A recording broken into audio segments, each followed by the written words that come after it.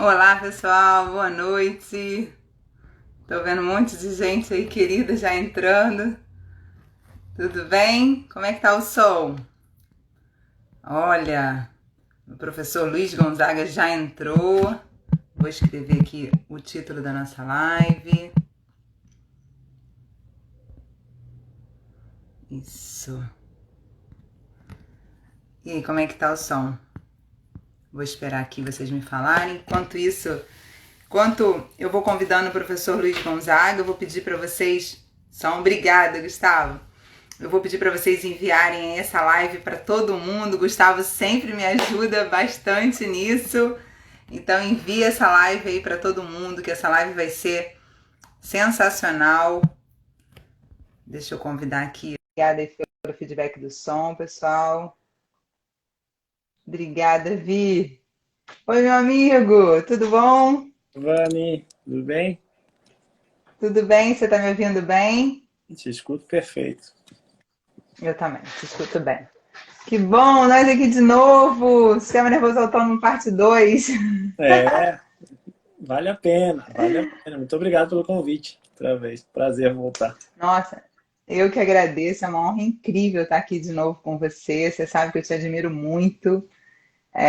Pessoal, ele é meu professor de sistema nervoso autônomo. Já fiz 3 cursos com ele. Quando ele vier de novo, vou fazer o próximo.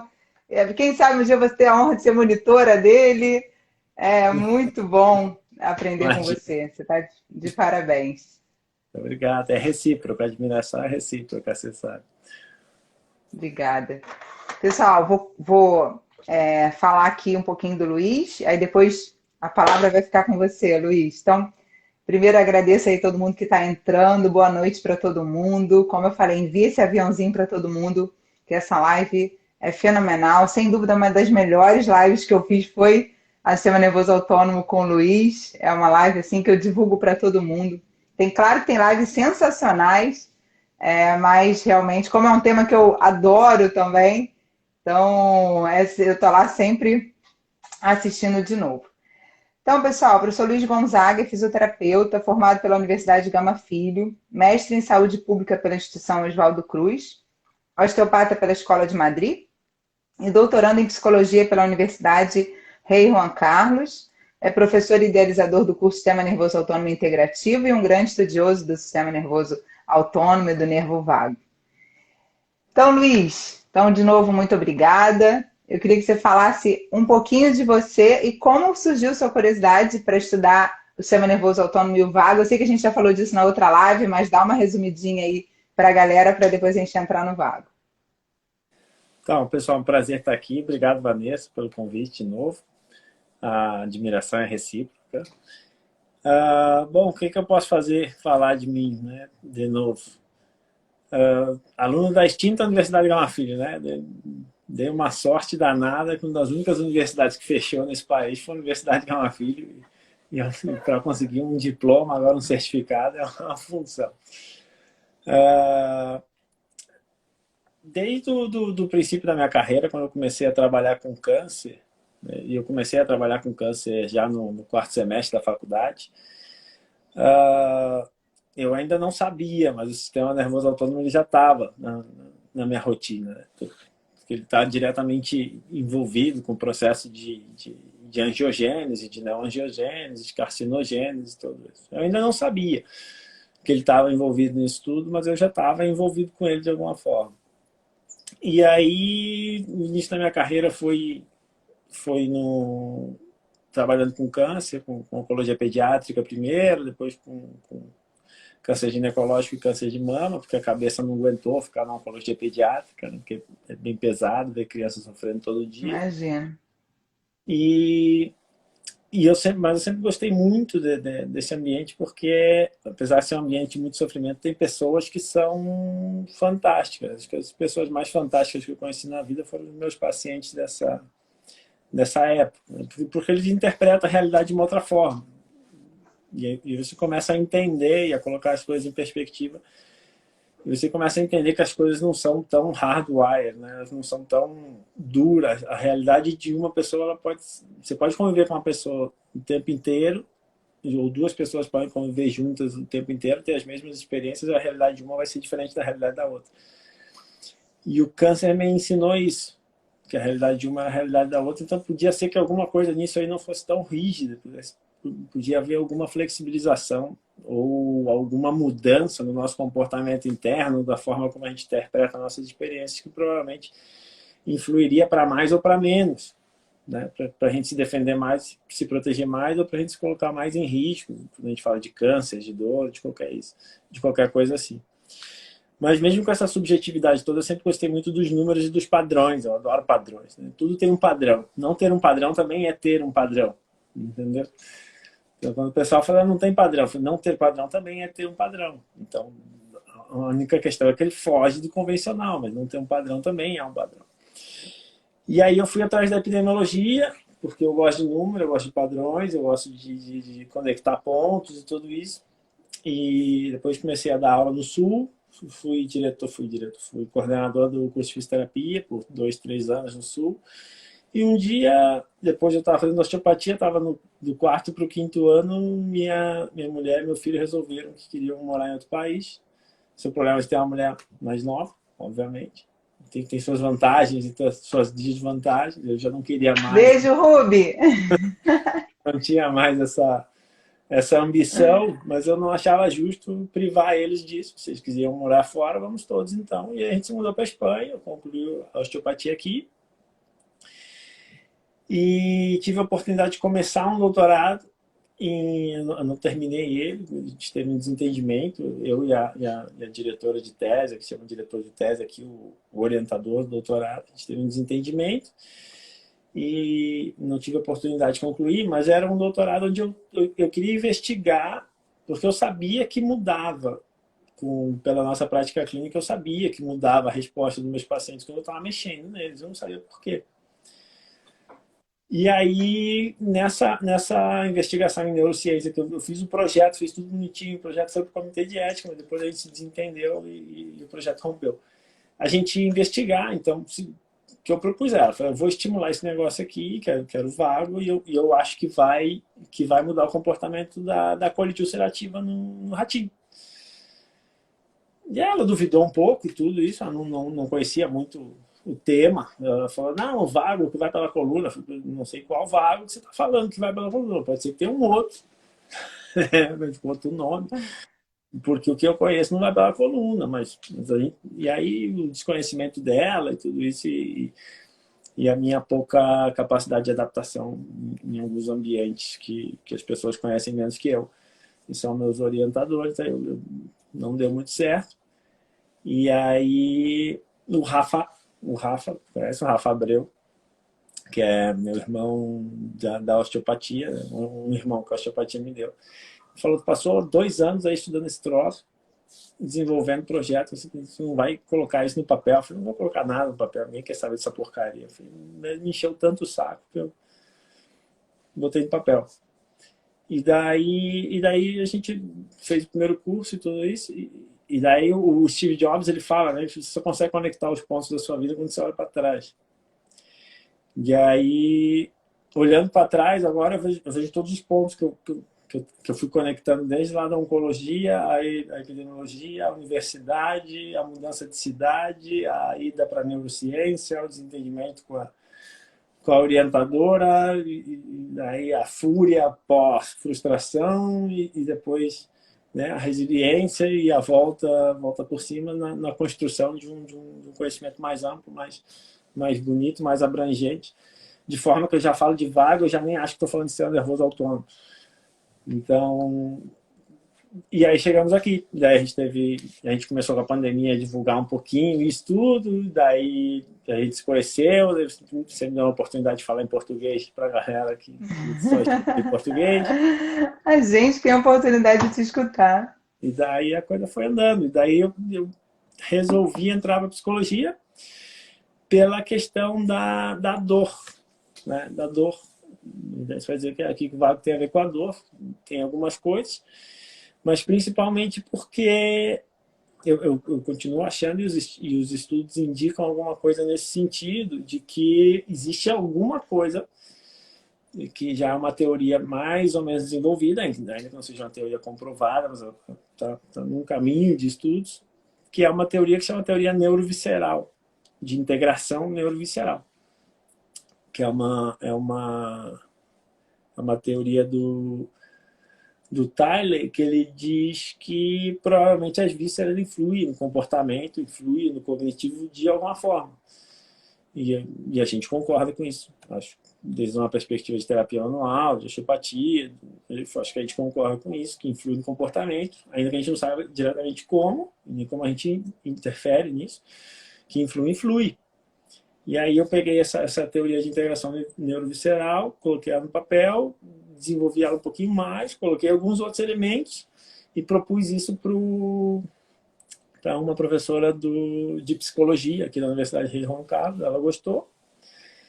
E aí, se tudo der certo, agora em 2022 a gente começa com a investigação se a abordagem do sistema nervoso autônomo, de alguma forma, ela muda o comportamento das pacientes com fibromialgia. Mas eu não vou avaliar a parte sensório discriminativa como o principal evento do meu trabalho, da dor, né? Eu vou avaliar os outros aspectos, o aspecto cognitivo, o aspecto motivacional, o aspecto emocional da dor, porque parece que o vago se relaciona menos à parte discriminativa e parece que se relaciona mais à parte emotiva, cognitiva, motivacional, tudo isso da dor, né? Entre dos 6 aspectos diferentes da dor. Então, isso é o que a gente vai investigar.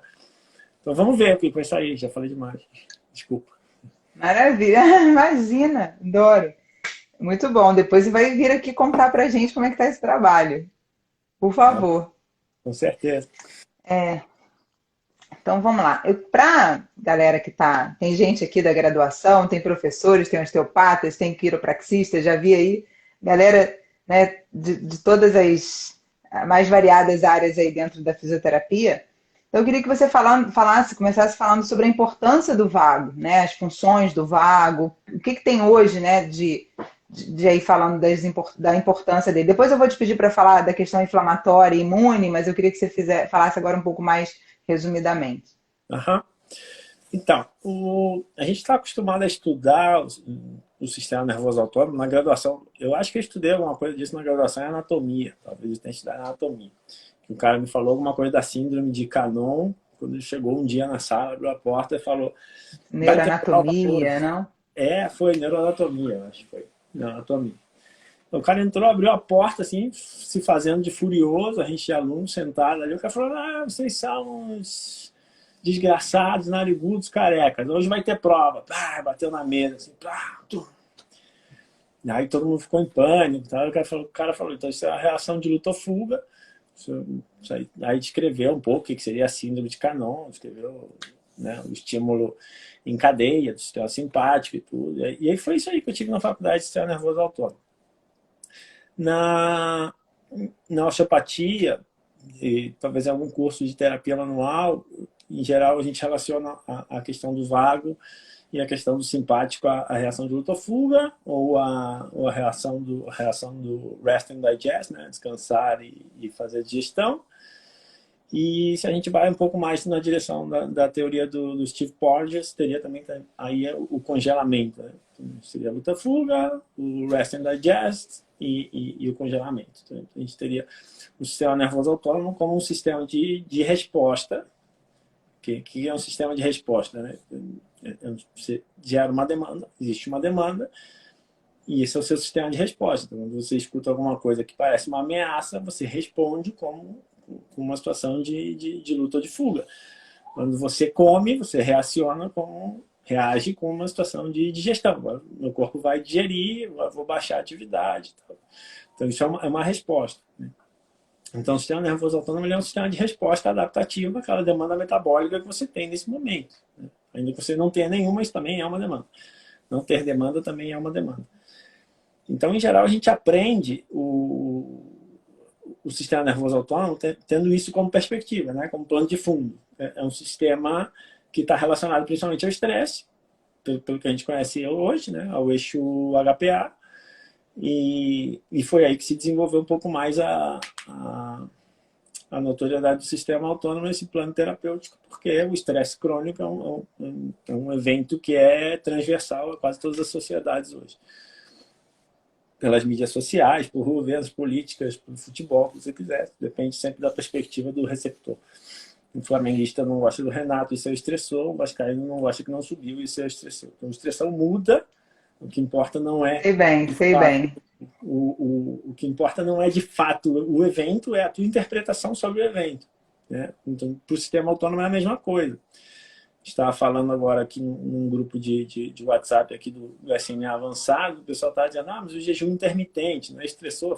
Ele é estressor dependendo do tempo de jejum que você aguenta. Para o cara que aguenta 18 horas, passar 12 horas de jejum não é um estressor.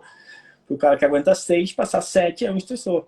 Então não é o tempo que importa, é a interpretação do seu sistema em relação a isso que é o estressor, de fato. E a gente estuda sistema nervoso autônomo dessa forma, como um sistema de estresse. Quando ele estressa, libera cortisol. Quando libera cortisol, estresse, daí engorda, daí dá problema no sistema imune, e daí vem um monte de coisa. A gente aprendeu assim, e aprendeu a tratar isso conhecendo quais são as faces que estão relacionadas a isso, quais são os ligamentos que estão relacionados a isso, qual é o caminho do nervo que está relacionado a isso, de onde é que sai a raiz nervosa, de onde é que não sai, na coluna lateral, não, coluna laterovertebral, não é coluna. Laterovertebral. Não, o asta lateral Laterovertebral. na medula espinhal, em português, como é que é? Essa coluna lateral que tem aqui. Aqui em espanhol a asa. Tem a cadeia laterovertebral e a pré-vertebral. Dentro da medula, como se chama em português, que eu esqueci. Aquela saliência lateral da medula que fica ali na torácica entre T1 e L2, eu esqueci. Então, mas a gente aprende como a saída ali daquele asta lateral da medula, né? E aprende que sai ali um neurônio pré-sináptico, porque é antes da sinapse, ou pré-ganglionar, que é antes do gânglio, que ele vai até o gânglio celíaco, até o mesentérico superior, até o mesentérico inferior, ali ele faz sinapse, daí ele vai até a víscera. E a gente aprendeu isso, aprendeu que o vago sai ali do forame jugular, desce pela baía carotídea, vai para o coração-pulmão, depois faz uma rede no esôfago, desce, se divide direita e esquerda, anterior posterior, e vai até 2/3 do colo transverso. A gente aprendeu isso e aprendeu que para intervir sobre esse sistema a gente devia colocar a mão em cima do trajeto anatômico. Ou aqui, ou aqui, ou aqui, ou aqui, de onde fosse, dependendo do ponto que você quisesse trabalhar. Porque trabalhar sobre o trajeto anatômico é a cultura que a gente tem e isso geraria modificação do comportamento do nervo. Só que não é tão assim, na verdade, porque é um sistema de resposta. O nervo motor não tem capacidade de sentir, né? Por isso que ele é motor. Eu preciso de um campo receptor para poder ativar aquele sistema. Então, o que se tem desenvolvido depois dos anos 2000, ali, quando Kevin Tracy começou a propor a coisa da teoria colinérgica anti-inflamatória, é que o vago ele é mais do que um sistema de resposta. Ele também é um sistema de resposta.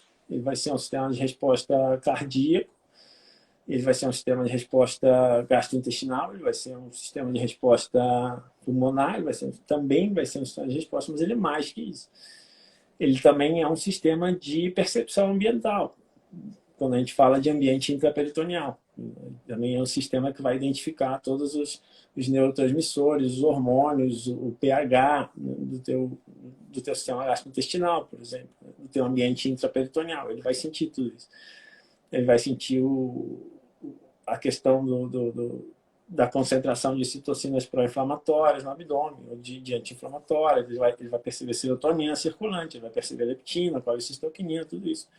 Se a gente estiver falando de abdômen, se a gente estiver falando de sistema barorreflexo, ele vai perceber a tensão na parede das artérias, aqui, da artéria aorta, por exemplo.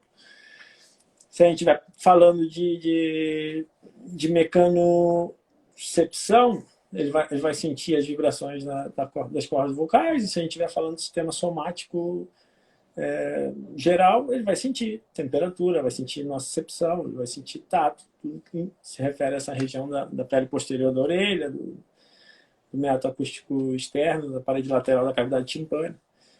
E ele vai perceber também essas mesmas sensações em tudo que seria a fossa posterior do crânio subtentorial, né? Abaixo da tenda do cerebelo, porque assim, a tenda do cerebelo é trigeminal.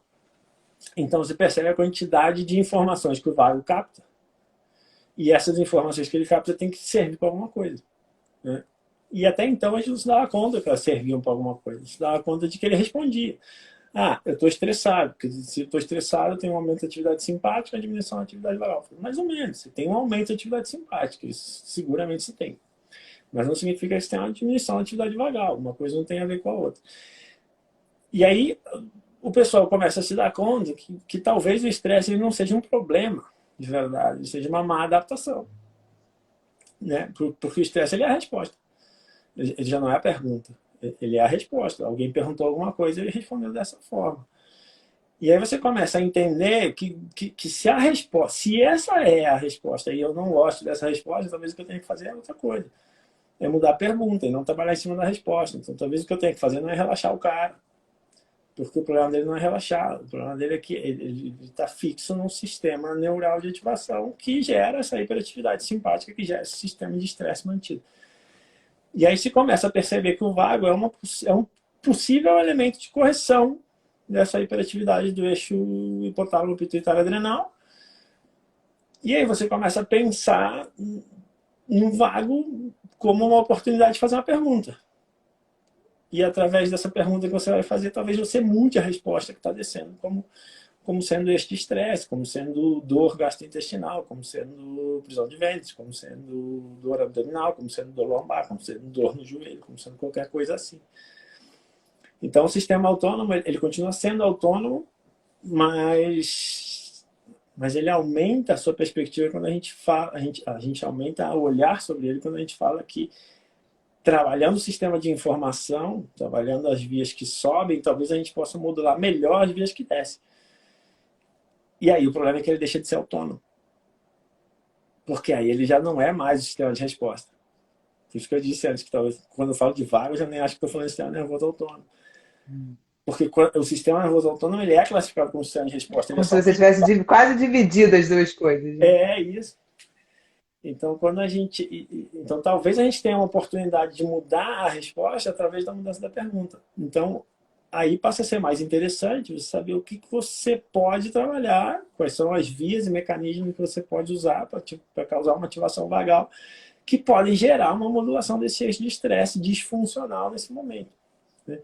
E aí a gente sai de uma questão anatômica, que passa por aqui o nervo, e entra numa questão de qual é o campo receptor que eu posso estimular para gerar uma melhor adaptação dessa estrutura. Ainda que este nervo não esteja localizado nessa região onde eu estou estimulando. Ainda que esse nervo não esteja localizado diretamente sobre essa região. Então, é possível trabalhar o assoalho pélvico e gerar ativação do vago? É possível e é provável. E o vago está no assoalho pélvico? De momento, não. O vago, nesse momento, não está no assoalho pélvico. Pode ser que em alguns anos de investigação científica ele venha a estar. Mas nesse momento ele não está. Mas se você trabalha o assoalho pélvico, o vago responde. E como é que ele responde se ele não está lá? Ele responde porque provavelmente tem alguma via de comunicação com aquele sistema local e ele capta algum tipo de informação que vem daquele sistema. Então aí nos importa mais as vias e o mecanismo. E aí o sistema nervoso autônomo tem um boom de investigação científica e você entra no PubMed hoje, põe sistema nervoso autônomo, põe vago, sai 50 mil resultados dos últimos 20 anos, 30 anos de investigação. Não são 200 anos de investigação, dos últimos 20 anos, 30 anos de investigação. Tem 50 mil resultados diferentes.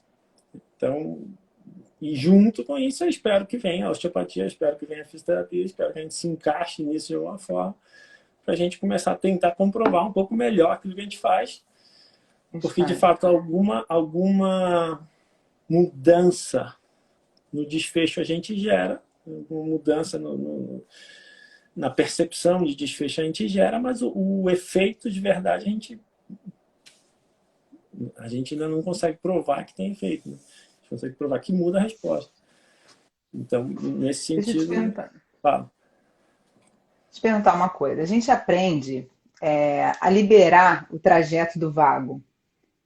Quanto você vê realmente, né? O quanto é possível realmente ter essa compressão do nervo vago, como é tão falado? Existem condições específicas que tem uma compressão, que há uma compressão vagal, né? Mas são condições específicas que são bem claras. Então, por exemplo, quando pode haver uma compressão, você pede para o cara abrir a boca, você vê um desvio da úvula. Você vê um desvio da úvula, você indica que tem uma paralisia de um lado e o outro lado está funcionando bem. Então, aí você tem uma compressão. Isso, em geral, Mas está seriam casos mais graves, né, Luiz? tá relacionado, em geral, Para ao gerar movimento. esse desvio da úvula e essa descida do palato, é casos bem mais graves, né? Isso, então, em geral, é um câncer, é um aneurisma, uma massa, né, um volume, alguma coisa que está gerando isso. Agora você vê, Vani, que o cara vai perceber isso lá quando esse troço já se desenvolveu mega, plus, super, master, ultra, entendeu? Porque, em geral, o sistema se adapta. E por que se adapta? Porque ele tem duas vias, né? Ele sobe pelo direito e sobe pelo esquerdo. Ele tem duas vias. Ele tem duas vias exatamente para não depender de um único caminho para gerar essa informação. Seja informação que desce, informação que sobe.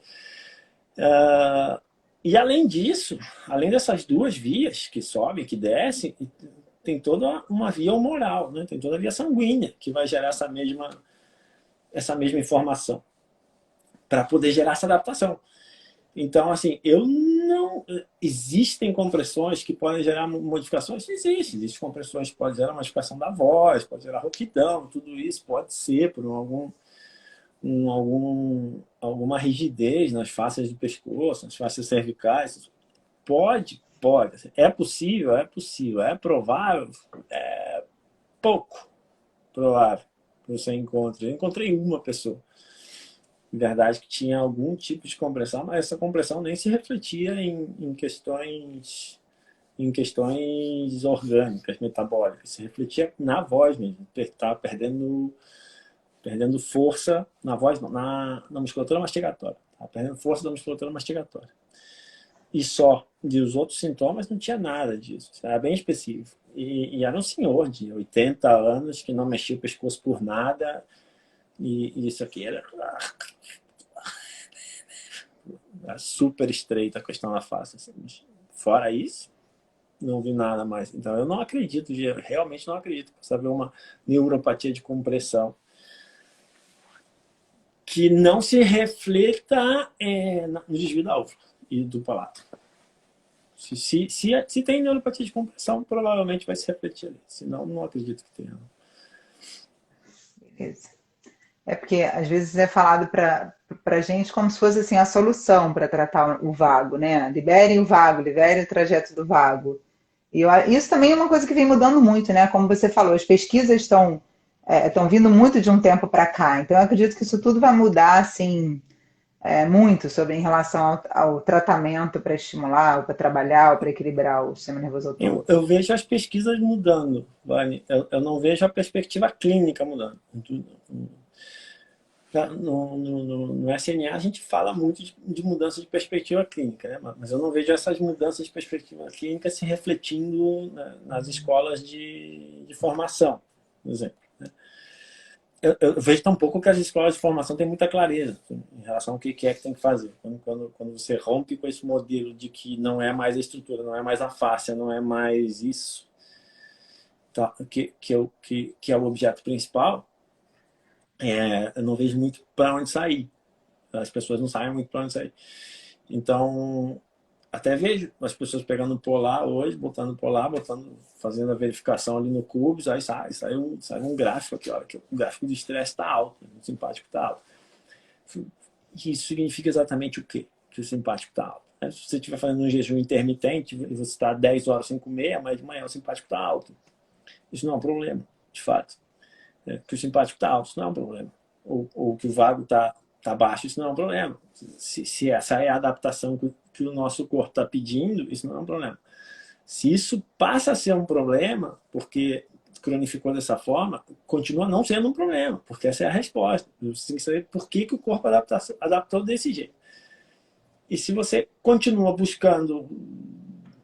eu vou trabalhar o vago. Esquece trabalhar o vago. O vago, você não trabalha o vago. Você não trabalha o vago. Você só trabalha o vago com essa estimulação. Então não tem que fazer, óbvio que tem que fazer. A questão é que não está nas nossas mãos trabalhar o vago. Está nas nossas mãos oferecer o estímulo.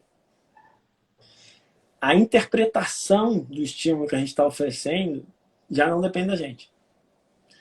Porque você imagina, a gente está fazendo um estímulo, vamos fazer um estímulo aqui no pescoço, para estimular os mecanoreceptores ali do corpo seio carotídeo.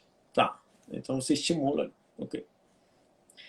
Se essa pessoa tem uma fobia no pescoço, se a pessoa tem uma cirurgia no pescoço, se a pessoa tem uma alteração da sensibilidade no pescoço, se ela identifica que o pescoço é uma zona nobre que ela não quer que você encoste, quando você for tentar estimular aquele campo receptor que deveria gerar um aumento da atividade parasimpática, uma diminuição da atividade simpática, quando você encostar a mão, a resposta é exatamente ao contrário.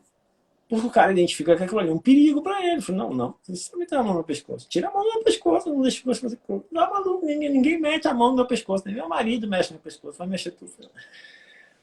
Então, veja, não está na nossa mão isso, porque isso também depende da interpretação de quem recebe.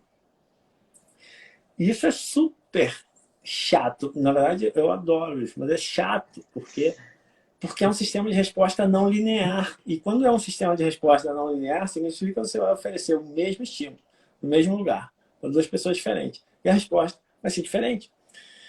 Por quê? Porque ele é não linear. E pode ser que você ofereça o mesmo estímulo para a mesma pessoa, no mesmo lugar, em dois momentos diferentes, e ela mesma responda diferente. Por quê? Porque o sistema ele saca uma média de tudo que está entrando como entrada sensorial naquele momento. Então, se você tem lá uma infecção urinária e você está querendo trabalhar aqui em cima, essa infecção urinária aguda, junto com essa entrada sensorial que você está produzindo, está entrando o estímulo de infecção urinária. Junto com essa entrada sensorial que você quer produzir. E aí quando você diz, estou trabalhando vago, estou trabalhando o eixo de resposta, tá legal. Mas se o que está entrando é um estímulo pró-inflamatório, por mais que você estimule o vago aqui, ele provavelmente vai continuar fixo na atividade simpática. Ele não vai mudar para a atividade vagal. Ele não vai fazer o shift. Por quê? Porque o hipotálamo está recebendo uma pancada de estímulos, e essa pancada de estímulos, quando chega lá em cima, a rede autonômica central, a média que ela dá, com tudo que eu estou recebendo, a média é pró-simpática. Ele vai pró-simpático. Ou com tudo que eu estou recebendo, a média é pró-vagal. Ela vai pró-vagal. Então, o que as investigações têm nos ensinado? Que você precisa colocar tudo isso em perspectiva. Hierarquizar os estímulos que você vai fazer. E a partir dessa hierarquização e dessa perspectiva desse paciente específico, você vai escolher, eu vou mais por aqui ou vou mais por aqui para ter uma melhor possibilidade de resposta. Então, uma coisa que a gente comenta sempre é, se o cara que tem dor visceral, ele chega num ambiente, numa clínica, e a clínica está desorganizada, o sistema do cara desorganiza. O processamento dele desorganiza. E aí você vai lá fazer estímulo num baroreflexo para ver se o vago vem. Só que o ambiente ele é superior. Numa perspectiva de ameaça, o ambiente é superior ao estímulo que você está dando no tórax. Então o cara já fixo numa situação de estresse, numa situação de ameaça, você não se deu conta, você está tentando estimular o vago não vem. Aí você fala, estou fazendo errado, você não está fazendo errado. É que esse sistema está fixo em outra entrada sensorial. E se você não identifica qual é a entrada sensorial, esse estímulo que você vai dar aqui não vai entrar. Então, eu não vejo essa mudança na clínica. Entendi. Eu vejo que o conhecimento está indo, mas eu não vejo as pessoas mudarem o shift. Porque eu não vejo as pessoas mudarem o shift. Porque a pergunta que vem, no fim, quando eu recebo as perguntas no direct, no WhatsApp, tudo isso tá... Então, trabalho diafragma ou não? Não é isso. Não é isso. Não é isso. A Valquíria perguntou aqui, ó. O Calvin, em 2006, sugestionou o mesentério como novo órgão. Pode ser essa conexão? Ela está falando daquela conexão que você estava falando em relação a tratar a parte pélvica. Pode ser. Pode ser essa conexão. Pode ser outra. Você está falando mais uma conexão hormonal, né? Pode ser outra, porque as investigações que os caras fizeram para saber se, por exemplo, tem investigação com paciente que sofreu trauma raquimedular completo, né, interrupção das vias medulares completas, com mulheres, e essas mulheres sem ter orgasmo. Então, o que os caras fizeram foi ressonância magnética funcional na cabecinha das meninas enquanto elas tinham um orgasmo dentro da máquina de ressonância. Deve ser algo super curioso. E se ativava o núcleo de trato solitário, que é o núcleo vagal, com a interrupção da via medular. Né? Então a gente vai pensar, mesentério. Em teoria, o mesentério informaria temperatura, informaria sensibilidade, movimento, ou aferência arterial. Em teoria, informaria tudo isso a medula.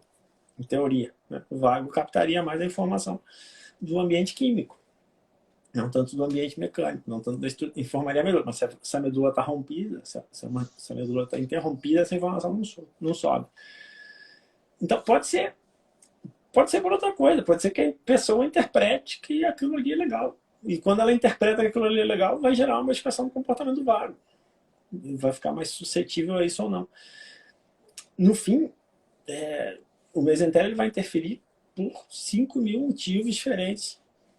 Pode ser uma possível via vagal. Pode ser que esse sangue que sai da pelve se comunique de alguma forma com algum campo receptor vagal químico, que esteja, não sei, na veia porta, que esteja na aurícula, no átrio direito, na entrada da cava inferior, o vago direito. O vago também está ali na entrada da cava inferior. Então, pode ser. A questão é que há uma mudança.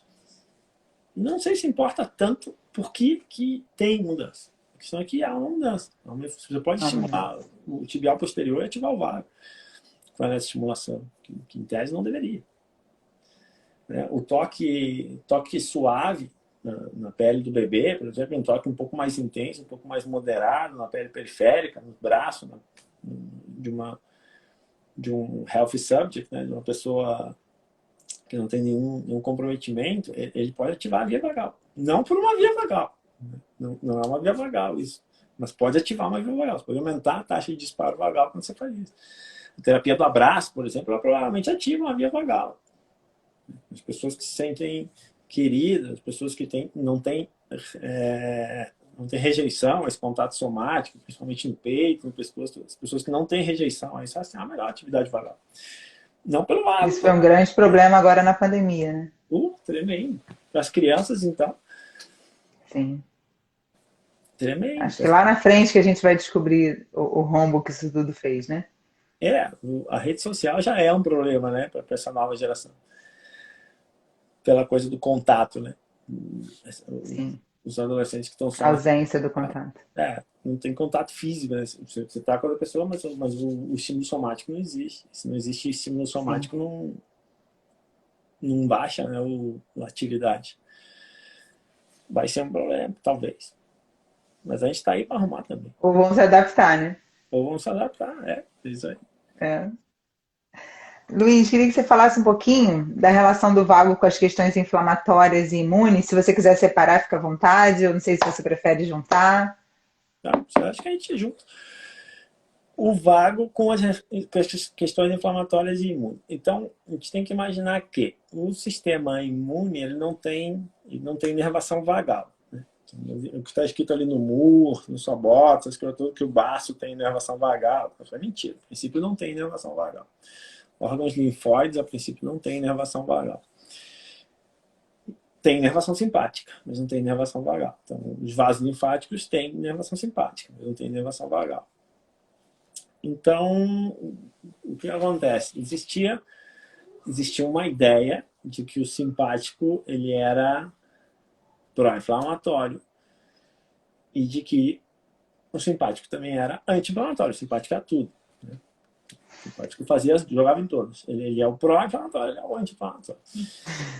E essa era a ideia que se construía e tal. E é verdade, o simpático ele é pró-inflamatório, ele é anti-inflamatório, mas se acreditava que ele fazia tudo e ele era soberano, e então o que a gente tinha que fazer era controlar a atividade simpática para poder diminuir essa resposta pró-inflamatória. E que se acreditava que o vago não tinha nenhuma função nisso. Quem estudava um pouquinho mais acreditava que o vago não tinha nenhuma função nisso. Tinha algumas pessoas que vendiam alguns cursos dizendo que o vago era anti-inflamatório. Não, porque o vago é anti-inflamatório, o simpático é pró-inflamatório. Falei, não, mentira, o simpático é pró-inflamatório, o simpático é anti-inflamatório, o vago auxilia, o vago ajuda. Tipo, eu e a ruga. Eu ajudo a ruga em algumas coisas. Mas quem faz todas as funções pró e anti é ela, eu ajudo. Então, o Kevin Tracy, ali nos anos 2000, ele começou a... Então, vou dar uma olhada nisso, porque lá em 1950 já tinha um cara que tinha investigado esse negócio do vago na inflamação, mas ficou por isso aí mesmo. E depois não se falou mais. E o Kevin Tracy veio, o que ele fez? Ele induziu toxemia, ele chama endotoxemia no modelo experimental, nos ratinhos. Em alguns ratinhos ele estimulou o vago antes de induzir a endotoxemia e no outro ratinho ele não fez isso. Um grupo de ratos estimulou o vago, no outro grupo ele não estimulou nada. E o que ele viu é que melhorava a resposta anti-inflamatória.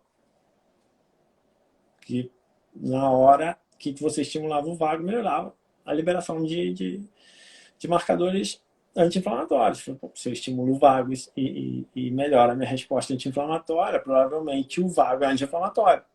Pensou, né? E aí ele cunhou o termo via colinérgica anti-inflamatória. Tá. E aí, esse mundo científico ele é assim. Ninguém descobre nada. Quando um descobre, todo mundo cai de pau em cima.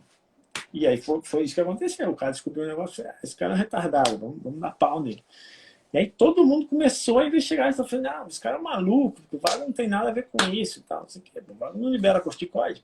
Você tem que ter corticoide para ser anti-inflamatório, senão não vai fazer. E tal. E aí o que aconteceu? Os caras começaram a investigar.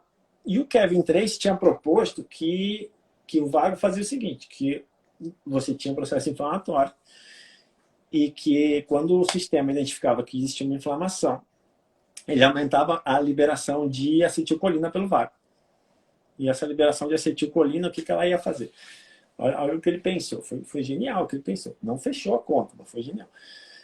Ele pensou que o vago pré-sináptico, o vago pré-ganglionar, porque o vago ele vai fazer a sinapse final dele, a comunicação final dele, vai ser lá na parede da víscera. Então o vago não faz sinapse no gânglio celíaco, não faz no mesentérico superior, ele faz lá na parede da víscera. Então ele pensou, o vago libera acetilcolina. Então eu acho que o vago que sai daqui de cima e ele passa pelo gânglio celíaco, mas ele não faz sinapse aí, pode ser, como ele libera acetilcolina, pode ser que quando ele passa pelo gânglio celíaco, que ele esteja liberando acetilcolina. E aí tem uma sinapse simpática. Não tem sinapse vagal, mas tem sinapse simpática. Então pode ser que, como o neurotransmissor da sinapse ele é comum, que ele é acetilcolina, pode ser que quando o vago chegue aí no gânglio celíaco, ele libera acetilcolina. E quem capta essa acetilcolina é o simpático, porque a sinapse que acontece aí é a sinapse simpática. Então pode ser que o neurônio pós-ganglionar simpático esteja captando a informação do neurônio pré-ganglionar vagal. E o neurônio pós-ganglionar simpático que estava aí é o neurônio do baço, do nervo esplênico. E aí, ao contactar com o neurônio do baço, que é o nervo esplênico, com a fibra pós-ganglionar dele, que responde a acetilcolina, esse nervo esplênico vai liberar noradrenalina lá no baço, e aí essa noradrenalina lá vai se comunicar com os receptores beta-2 adrenérgicos lá e tal, e os linfócitos que estão lá vão responder liberando interleucina 10, que é anti-inflamatória, e aí você tem uma via colinérgica anti-inflamatória. O vago funciona, estimula o simpático, e ao estimular o simpático, melhora a resposta lá no baço. Ele pensou isso. E daí o que aconteceu? Daí os caras foram investigar isso. Daí foi um para lá, outro para cá. E aí um fez assim, pegou e fez estimulação no vago eferente, na via motora vagal eferente, e cortou o nervo esplênico. Cortou o esplênico. Bom.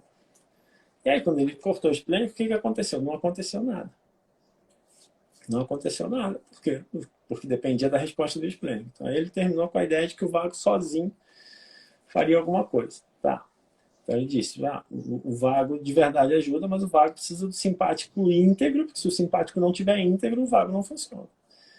Tá. E daí veio um outro cara que fez o seguinte, estimulou a via vagal descendente olhou e fez uma vagotomia. Fez uma vagotomia aqui. Então, imagina que o vago está subindo aqui, ele fez uma vagotomia aqui. Pô.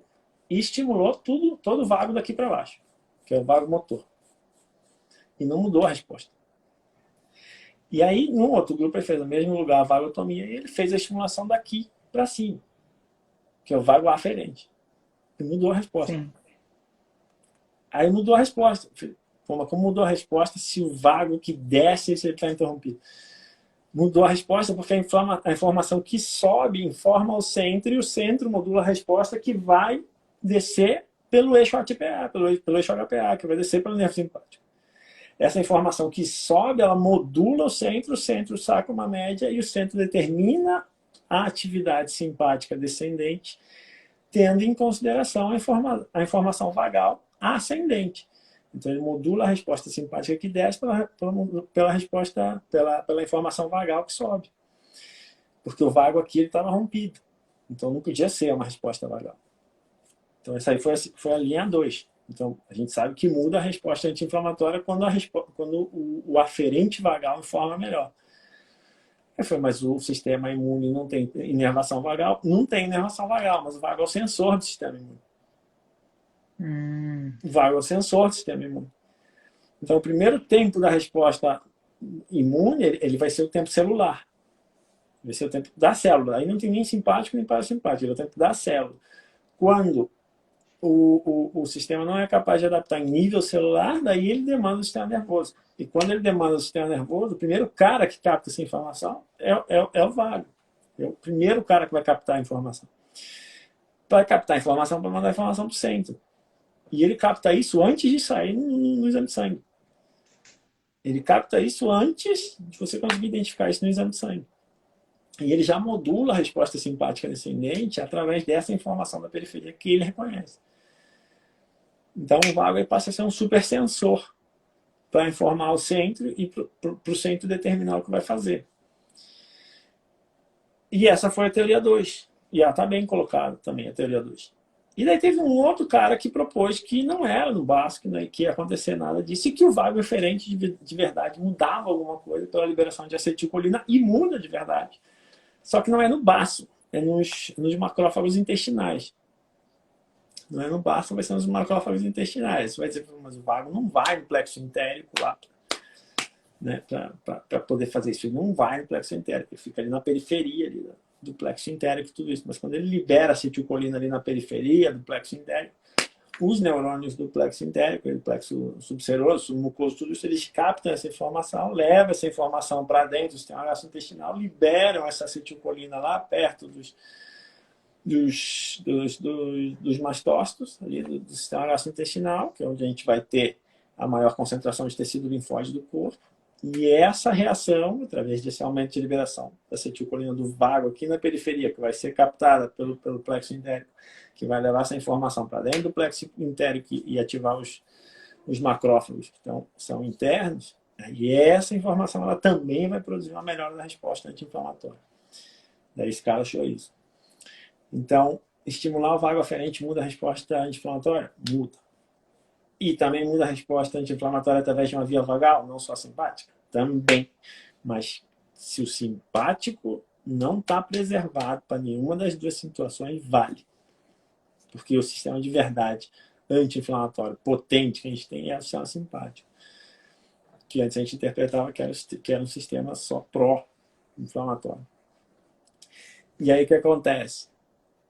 As novas investigações a respeito de inflamação de baixo grau, de patologias neurodegenerativas, patologias psiquiátricas, tudo isso, autoimunes, tudo isso, vem identificando que a artrite reumatoide, por exemplo, que antes da instalação da enfermidade, antes da instalação da patologia, você consegue identificar uma alteração no equilíbrio simpático-vagal.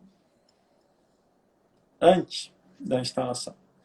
A artrite reumatoide follow-up foi de 2 anos ou 3 anos. Mas tem um estudo brasileiro que fala, eu falei hoje até de diabetes. Fala de diabetes, você identifica uma alteração no equilíbrio simpático-vagal. Um estudo de 4 ou 5 anos de follow-up com 9.000 pessoas. onde você identificava de 5 verificações da variabilidade da frequência cardíaca nas pessoas que desenvolveram diabetes, 4 delas, ao longo de 5 anos, 4 delas estavam alteradas para um aumento de atividade simpática e uma diminuição da atividade vagal. Então você tem aí agora o equilíbrio simpático-vagal como um marcador de saúde. Não só como marcador de doença, mas como marcador de saúde. Se isso estiver comprometido, você pode estar aumentando seu risco de desenvolver uma patologia neurodegenerativa, autoimune, qualquer coisa assim. Por quê? Porque o vago é o sensor e ele adapta o metabolismo interno antes que você possa perceber tudo isso. Então ele passa a ser mais do que somente a resposta. Ele passa a ser o cara que está dizendo, ele é o dedo duro, né? Ele é o X9. Fala, a microbiota não está legal. Aí você vai encontrar lá um paper que vai dizer, a resposta, se a microbiota não está legal, a resposta é simpática. É simpática a resposta. Mas a resposta é simpática. Quem percebe que não está legal a microbiota não é o sistema simpático. Não é o aferente plânico. Tanto que se você faz uma vagotomia no ratinho, você muda a microbiota, você muda o local da microbiota, mas você não muda o comportamento central. Você não gera adaptação central. Uma das coisas da microbiota, quando você muda a microbiota intestinal, você muda o comportamento de medo, ansiedade, depressão, catastrofismo, tudo isso. O cara começa a perceber menos dor somática, menos dor no pescoço, menos dor na coluna e tudo isso. Pela mudança da microbiota. Sim, porque diminui a atividade simpática. Perfeito. Mas se você faz uma vagotomia, isso não acontece. Pô, mas se a resposta é simpática, como é que você faz uma vagotomia e não acontece? Claro, porque ele leva a informação de que a microbiota mudou, de que a microbiota é mais funcional agora, é o vago. E se você não tem a via vagal preservada para fazer isso, a microbiota vale menos. E aí a gente tem nossos pacientes... Microbiota vai aqui, Luiz? Deu Vale uma menos. congelada. Microbiota vale menos. Né? Os efeitos eles não vão Vale acontecer. menos. Então a gente tem lá o nosso paciente com dor lombar crônica, a gente tem o nosso paciente com enxaqueca, a gente tem paciente com dor de cabeça, com tudo isso. E a gente está pedindo para o nutricionista mudar a alimentação nele, e a gente está vendo que não está se refletindo no sistema somático. Você está se preocupando com o ambiente químico interno, mas você não está se preocupando com a via. Se você mudar o ambiente químico interno e você não se preocupar em mudar a atividade da via, não vai mudar. Porque quem leva a informação está inibido. Perfeito. Olha, a gente dava para fazer vago 3, vago 4, vago 5, muitas lives sobre vago, né? Faz Porque, um nossa, eu cheguei aqui na minha terceira pergunta de 9. Você tem ideia? Eu tento Mas falar. vamos lá. Mas Nós temos aí nem 10 minutos. Mas vamos lá. a pressa é tudo. Então, tá. Não, tô com pressa não, tô maravilhoso. Luiz, se o vago é mais aferente do que eferente, né? Como que a gente pode estimular o vago para melhorar a resposta dele? Porque você já falou que muitas vezes o problema é a pergunta, né? Então, como que a gente estimula o vago para melhorar a sua resposta? O mais assertivo, sem considerar nenhuma situação clínica, é o sistema baroreflexo. Trabalhar o sistema baroreflexo. Trabalhar a entrada torácica com mudança de pressão. Né? Trabalhar a entrada torácica com mudança de pressão, porque é o sistema baroreflexo. É o que responde mais rápido no motor vagal. Né? Respirações controladas no ritmo de 6 ciclos respiratórios por minuto ou 5 ciclos respiratórios por minuto, porque essa é a frequência respiratória que você entra na variabilidade da frequência cardíaca, que você entra ali na frequência cardíaca, exatamente na frequência em hertz da frequência cardíaca, e você regula o aumento de atividade parasimpática e diminui a atividade simpática direto no coração, com esse ritmo, 5,5 ou 6,6. Né?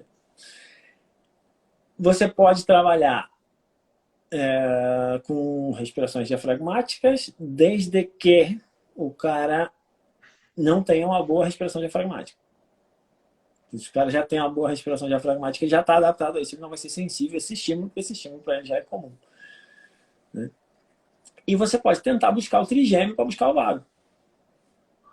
Uma das melhores ferramentas que a gente tem, mas a gente não usa, por esse olhar estrutural da coisa. Mas se você quer ativar o vago, regula o trigêmeo. Regula o trigêmeo.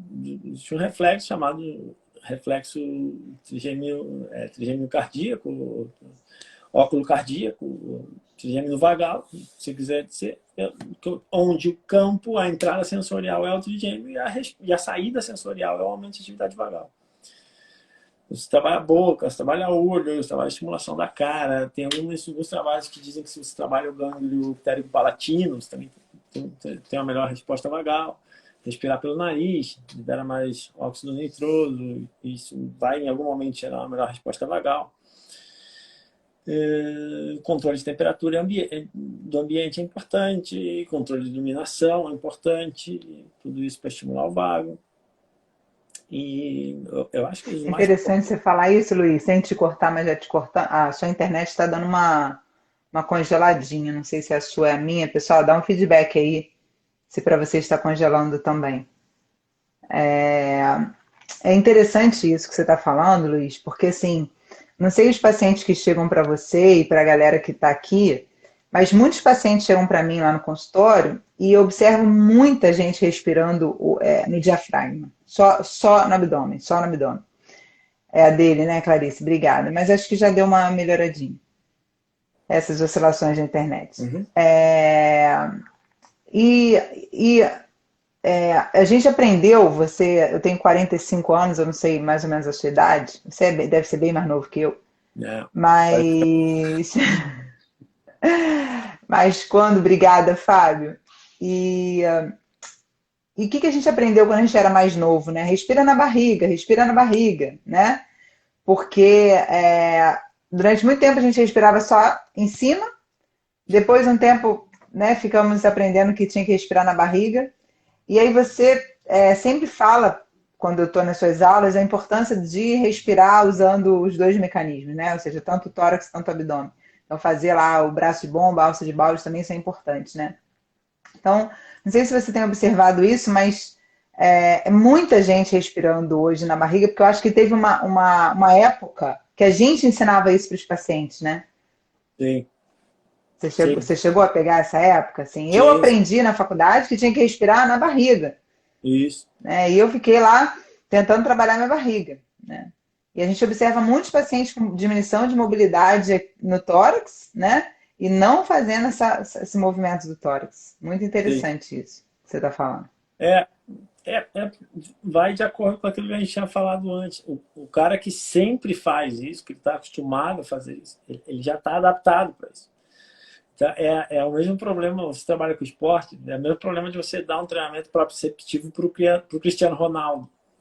Você vai dar esse treinamento proprioceptivo para o Cristiano Ronaldo, que é um cara que já desafia o corpo dele em todos os sentidos.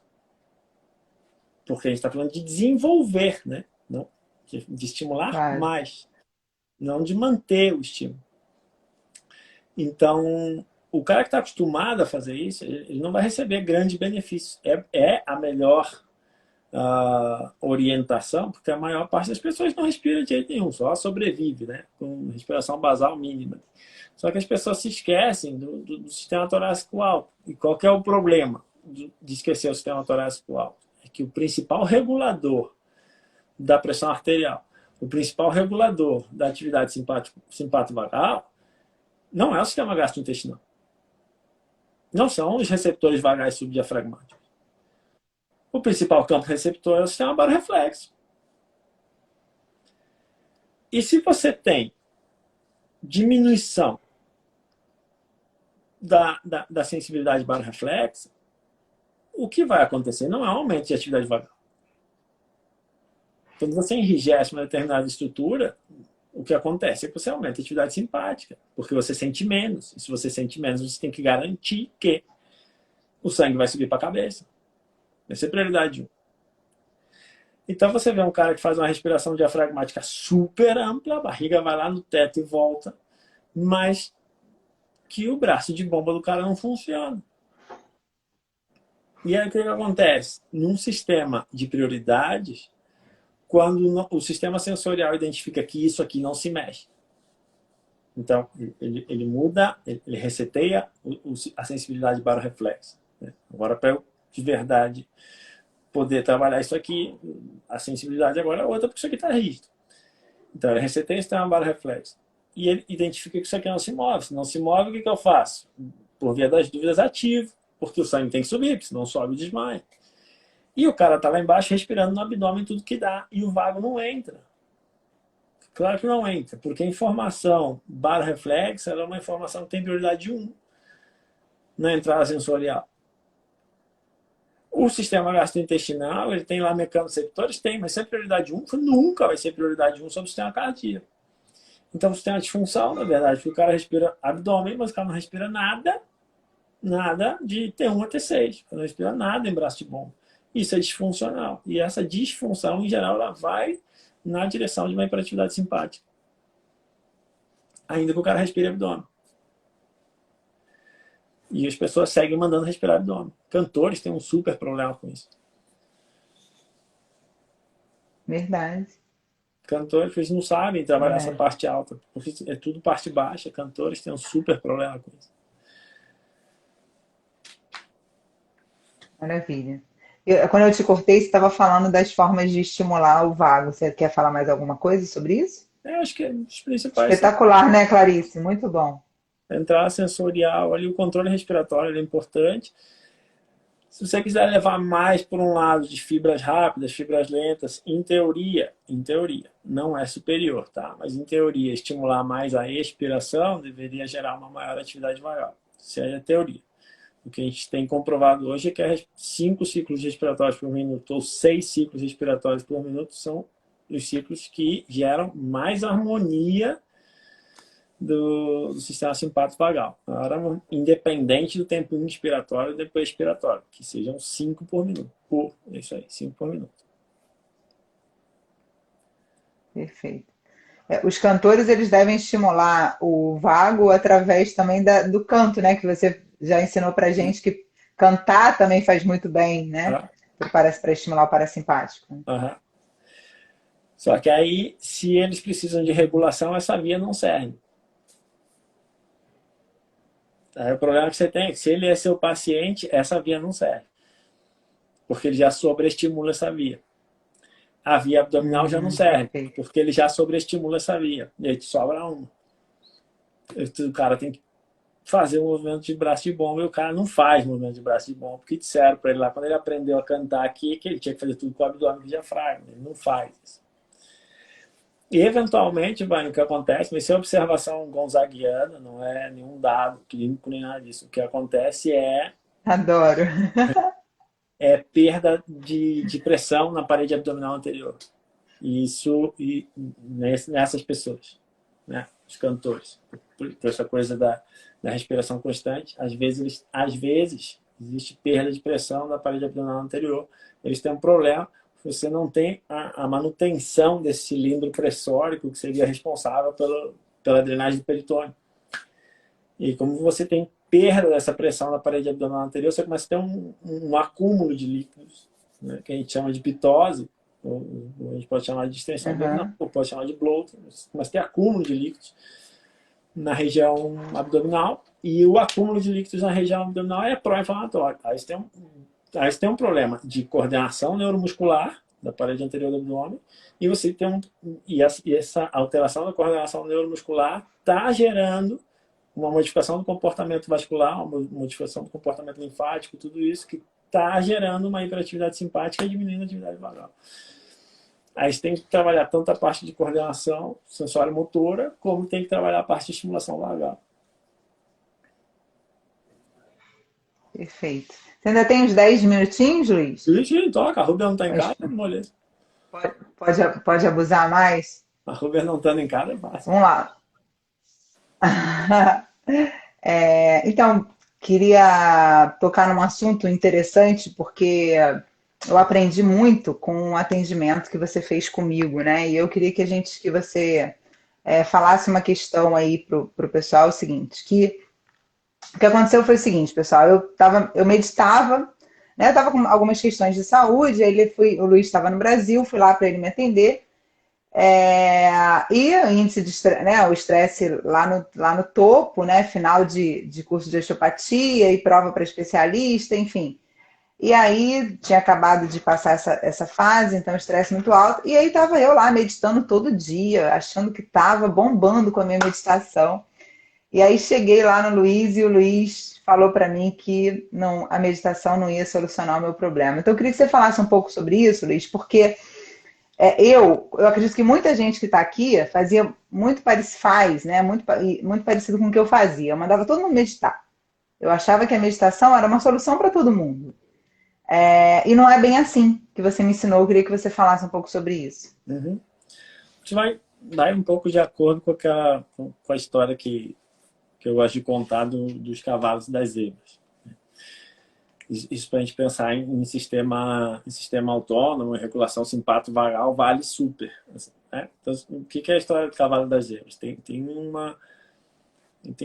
um conceito na coisa de semiologia médica que se você está na cidade e você está escutando trote, imagina que é um cavalo, não uma zebra. Né? E por que isso? Porque tem um risco muito mais alto, uma probabilidade muito mais alta de um médico recém-formado diagnosticar uma patologia rara do que um cara que é super experiente. Só que a chance não é só dele diagnosticar a patologia rara, é dele diagnosticar errado a patologia rara. Por quê? Porque a primeira coisa que o cara pensa é falar, tem uma dor de cabeça, tem um tumor na cabeça. Não, pode ser só uma dor de cabeça. Então, por isso que os caras dizem, assim, se você está com dor de cabeça, né, se você está na cidade, você está escutando trote, não pense que é uma zebra. Pensa que é um cavalo. Se tem uma dor de cabeça, pensa que é uma dor de cabeça, não um tumor na cabeça. E por que isso? É possível que tenha uma zebra na cidade solta? É possível. É provável que seja uma zebra? Não, mas é possível que seja uma zebra. Ok. E onde isso se encaixa? Em 90% das pessoas, provavelmente meditar vai funcionar. Vai funcionar. Porque existe um padrão na sociedade. E a sociedade já está desenvolvida para isso. Nosso sistema de saúde está desenvolvido para isso. Né? Quando o cara te diz é seguro tomar vacina, vai lá e toma vacina, ele está considerando os 95% que responde na mesma vibração. Vai ter gente que vai tomar vacina e vai ter um AVC. Vai, tá? Mas foi a exceção. Foi para o sistema público, não importa. Para a epidemiologia não importa, porque o benefício que você tira disso em nível populacional é muito maior. A meditação, a respiração diafragmática, tudo isso vai nesse caminho. Serve para a maioria das pessoas? Serve para a maioria das pessoas. Por quê? Porque a maioria das pessoas segue o mesmo padrão. Qual que é o problema? É quando não serve. Quando serve, está certo, porque serve para todo mundo. E para mim não serve. Aí é o problema. Por quê? Porque tem pessoas, por isso que a gente fala que a gente forma caçadores de zebras, né? Porque quer olhar as listras. Quando todo mundo vê um cavalo, a gente vê listras. Que é, assim, você tem, por exemplo, a meditação de vida inteira. O que acontece com alguém que pratica a meditação de vida inteira? Se uma pessoa pratica a meditação a vida inteira, você já está acostumado a praticar a meditação há muito tempo, e ela tem, de alguma forma, uma hiperatividade de eixo de estresse, essa não é a pergunta. Porque ela já faz isso. Ela já faz isso. E não está gerando a resposta que a gente quer. Então não adianta ficar insistindo nisso. Isso acontece. Não é que é proibido meditar, né, Luiz? Não é Não é que é bom proibido meditar, é que isso não vai. Não, eu digo nesses casos, né, só para explicar, pessoal, ele não me proibiu de meditar. Ele só disse que isso não ia resolver o meu problema. É bom meditar, é bom meditar. Se você gosta de meditar, é bom. Relaxa. Eu tive um caso aqui em Madrid, um cara que ele medita 2 horas por dia. 2 horas por dia. Tem 80 anos, faz 50 quilômetros por dia, tem uma alimentação super saudável. Ele medita 2 horas por dia, numa respiração, não sei o que ele disse lá da Índia, só pelo nariz. E o sistema simpático dele está mega hiperativo. Ele começou a perder o sono, ele está com insônia, ele tem 80 anos, e isso começou a influenciar no sistema cardíaco dele. Por que para ele não vale isso? Porque ele já está adaptado a isso. Para ele não vale. Vale a meditação para 90% das pessoas, para 10% não vale. E para esses 10% você tem que identificar. Então, por exemplo, para você, provavelmente, valesse alguma coisa de atividade simpática a mais. dependendo do momento do dia, dependendo da hora do dia, dependendo do contexto do dia, talvez valesse um pouco mais de atividade simpática, por exemplo, nos turnos da manhã e início da tarde. E aí, talvez alguns outros elementos que na meditação, reguladores de atividade parasimpática, liberadores de melatonina, mais perto do que fosse à noite. Para quê? Para marcar melhor a diferença do seu biorritmo, porque amanhã ela é um momento cortisolêmico, ela é um momento de hiperatividade de cortisol, 50% dos problemas cardiovasculares acontecem nas primeiras horas da manhã, porque é um momento de atividade de cortisol alto, certo? E o final da tarde ele é um momento de maior atividade de melatonina. O que tem a ver cortisol e melatonina? Tem a ver que o cortisol está relacionado a maior atividade simpática, a melatonina está relacionada a maior atividade parasimpática. E às vezes, quando você tem essa situação onde você não responde ao que 90% das pessoas respondem, o que você faz é, você muda a estratégia, e às vezes uma das mudanças de estratégia que você tem que fazer é marcar a diferença de ritmo. Marcar bem as diferenças do seu biorritmo para o seu corpo. Isso depois que eu tive aí, que eu te tratei, que eu comecei a estudar isso aí. E aí o que você faz? Você acentua as diferenças mais ainda para que o seu relógio biológico interno ele possa identificar isso e possa produzir uma melhor regulação simpato-vagal através da modulação do ambiente e da exacerbação das respostas que você já tem. Então, se você tivesse estresse, por exemplo, crônico e tudo isso, com aqueles eixos clássicos, que não era o caso, mas se tivesse, podia ser uma solução, mandar o cara fazer mais exercício de manhã para subir ainda mais aquilo, para chegar de noite, 8 horas da noite, 9 horas da noite, comer 7 horas da noite para fazer 12 horas de janela de alimentação até as 7 horas da manhã, às 8 tomar melatonina e às 10 cair na cama. E seguir com o tratamento dele, com osteopatia e tudo isso, para poder marcar melhor as diferenças, porque isso vai influenciar no retorno simpato-vagal que você vai ter no dia seguinte na consulta dele.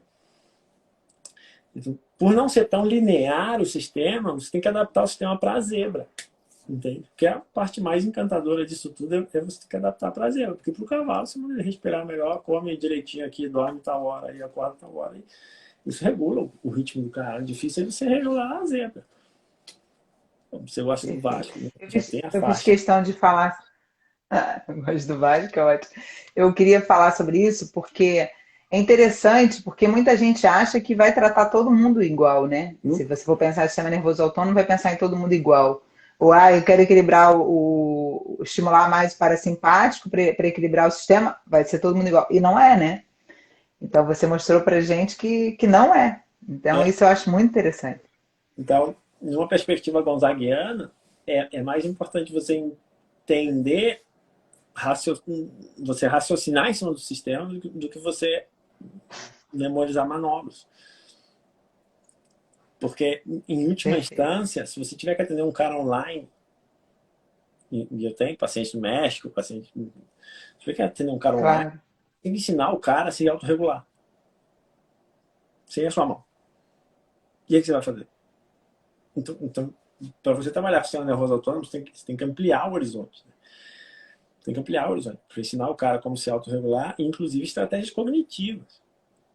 Para o cara controlar a cabeça, porque se o cara não controla a cabeça, toda a resposta que desce é uma resposta alterada.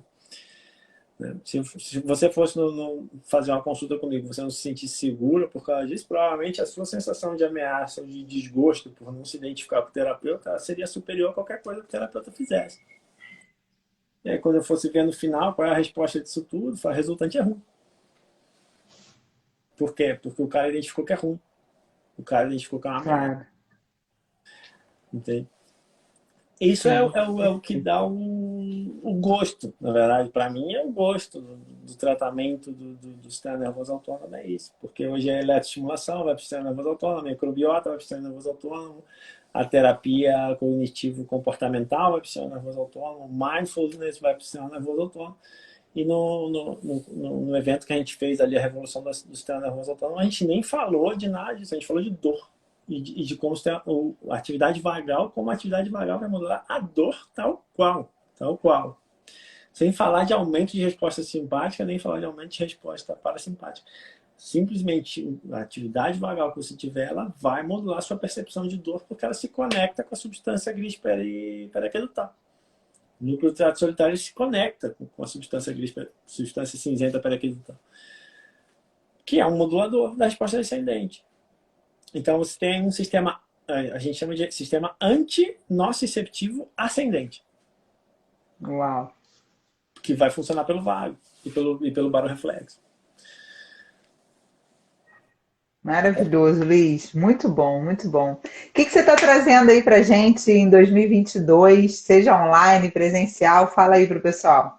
A gente tem o curso do SNA integrativo, né, que é um curso para aprender a abordar essas questões a gente diz desde uma via top-down, uma via bottom-up, desde uma via daqui para baixo e da microbiota para cima, que é o curso que a gente já tem hoje, mas que a gente está remodelando hoje, e tem o SNA avançado que a gente segue desenvolvendo. Então, quando eu te encontrei a última vez, aí eu estava desenvolvendo ele ainda. O curso já estava em curso. Outro dia eles postaram um meme ali, o Luiz falou que eram 3 meses de curso. Falei, mas não falei o quê? Vai fazer um ano. Aí eles botaram, não falei o ano, que eram 3 meses de curso, mas não falei o ano. E que a gente está desenvolvendo, ano que vem a gente provavelmente vai colocar isso num Eles são muito sortudos, eles nem sabem, Luiz. Caraca, 3 meses de curso, vão fazer um ano de curso com você, olha que maravilha. Eles nem reclamam, pobrezinhos, estavam todos, mas eles são super participativos e é super legal, porque você vai tendo experiência assim maluca. Você vê gente que dorme na sua maca e ao dormir aumenta a atividade simpática, diminui a atividade parasimpática. Eu gravei isso. Nos primeiros 15 minutos de sono, que é só parasimpático, nem devia estar nada simpático. Simpático é lá na fase 4 de sono. Então a gente vai remodelar o avançado para poder oferecer o avançado de uma forma mais desenhada e talvez aí fazer um avançado presencial e tal. Isso na Argentina a gente vai fazer certo, aqui na Espanha também. Mas nesse sentido de mudança de mindset. Né? Você mudando o mindset, provavelmente você consegue mudar todas as respostas baixas e tudo isso.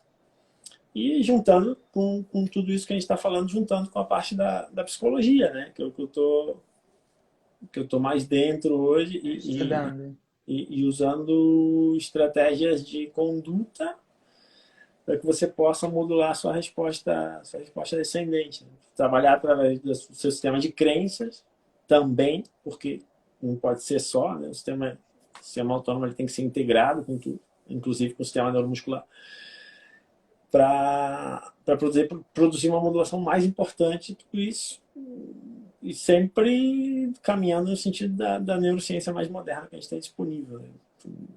Atualizando os conhecimentos nesse sentido. Então vamos ver. A gente fez uma live aqui de conexões do pâncreas com o cérebro, às vezes de comunicação do pâncreas com o cérebro. A gente falou de comunicação do pâncreas com o cérebro na live anterior ali. Então tudo isso vai se desenvolvendo. Desde a microbiota até o pâncreas, até chegar nos órgãos circunventriculares, coordenação motora, controle motor e tudo isso. Então acho que tem bastante coisa. Muita coisa. Super recomendo, pessoal. Sigam lá o Luiz no Instagram dele, o canal dele do YouTube. Tem muita coisa fantástica, muitas lives, muitas aulas. E super recomendo. O curso dele já fiz 3 vezes. 3 vezes. Eu falo, Vanessa deve ser muito burra. Não, gente, eu aprendo muito. Cada vez que eu faço, eu aprendo mais. E muda, é fantástico. Muda, porque você vai estudando o tempo todo, você vai trazendo novidades pra gente. Maravilhoso. Luiz, quero te agradecer demais, maravilhosa a nossa live. Muito obrigada. Vou dar meus recadinhos finais antes de deixar você dar a palavra. Ivan, meu amigo, um beijo grande. Então, pessoal, hoje é a nossa última live do ano científica. Então, a última live de fisioterapia do ano. Fechando aqui com chave de ouro com o Luiz. E provavelmente vamos ter uma live aí no dia 22 para falar sobre 2022, o que vai ter aí, como abrir 2022 com chave de ouro, e aí provavelmente vamos ter uma live aí no dia 22 para falar sobre 2022. Todas as lives, pessoal, desde o começo, estão salvas lá no meu canal do YouTube, então já é o 2º ano de live que eu estou fazendo, sempre com um convidado assim, fantástico, então tá tudo lá no meu canal do YouTube, Vanessa Knust, aproveitem lá, maratonem, porque tem muitas lives fantásticas. A live 1 que eu fiz com o Luiz tá sensacional também, tá lá. E essa de hoje também vai ficar salva lá no canal do YouTube. Luiz é sensacional, né, Kenny? Eu também sou fã. Luiz, dá seus recadinhos finais aí. De novo, muito obrigado. Uma honra a gente estar junto. Se Deus quiser, em 2022 a gente faz outra para você trazer mais novidades para gente. Bom, vai, eu queria te agradecer de coração. Falar que se você me der um tema mais recortadinho, eu juro que eu sou menos viajante Nossa, mas foi sensacional! Foi sensacional. no tema. E se quiser fazer um zoom, alguma coisa, uma coisa mais específica, a gente faz. Sabe que você é VIP. Muito obrigado a todos. Parabéns pelo sucesso para você, Vanessa, pelo empenho em todas as quartas-feiras tá trazendo novos conhecimentos para poder somar para essa galera que está na graduação, que está na física, que está na quiropraxia, que está na osteopatia e tudo isso. Acho que é importante. A revolução, na verdade, ela já não vem nem mais da gente, né? Ela já vem desses caras que estão vindo depois da gente e que estão trazendo novas perguntas, novos elementos, novos conflitos, novas dúvidas. Verdade. Porque a única forma da gente avançar é quando alguém que ainda está estudando, que está motivado, que está animado, traz novos elementos que te desafiam a sair daquele lugar. E talvez o que esteja fazendo a gente se engajar tanto na questão de Instagram, de YouTube, tudo isso, é porque a gente viu que o sistema é um sistema moldado para não sair do lugar. E ser um sistema moldado para não sair do lugar não encaixa com o pensamento das zebras, né? Os cavalos se adaptam, as zebras não. Não. Então, incentivar vocês a continuar perguntando, a continuar debatendo e tal, tudo isso sempre assim de boa, né? A gente respeita a opinião e tudo é hipótese, isso vai construindo em cima disso e todo mundo cresce. Então, só te agradecer por todo o empenho que você tem feito, tem tido, em desenvolver aí osteopatia, quiropraxia, fisioterapia no Brasil e por me dar a oportunidade de estar aqui. Espero poder estar aí no Rio de Janeiro proximamente para poder curtir o calorzinho, porque aqui tá 3 graus agora. Congelando. Se você estiver no Rio, no novo curso, estarei lá também, com certeza. Luiz, muito obrigada. Olha, um beijo grande. Beijo, Ruby, por ajudar a proporcionar isso tudo. Muito obrigada. Luiz, sucessão para você. Obrigada por tudo. Um beijo. Beijo, pessoal. Obrigada.